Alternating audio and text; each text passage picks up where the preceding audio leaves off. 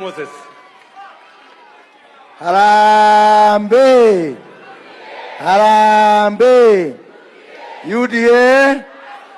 UDA! Kazi ni kazi! Kazi ni kazi!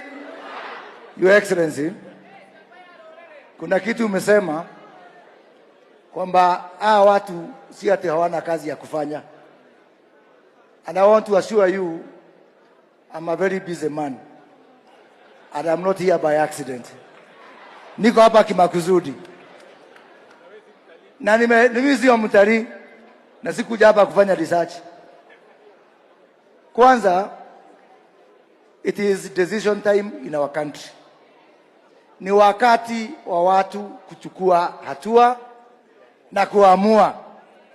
Kwa sababu the choices are very clear.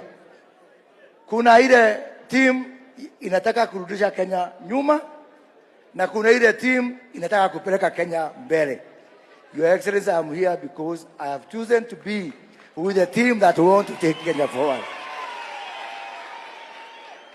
Kama kuna kitu ambao imeniweka huzuni ni kusikia ati watu wanataka kurevise the policy agenda which we have achieved. And by the way, some of those people tuliandika manifesto na wao. Afadhali wale wengine hawakuweko tukiandika manifesto. Huko Amerika, mtu anaitwa Barack Obama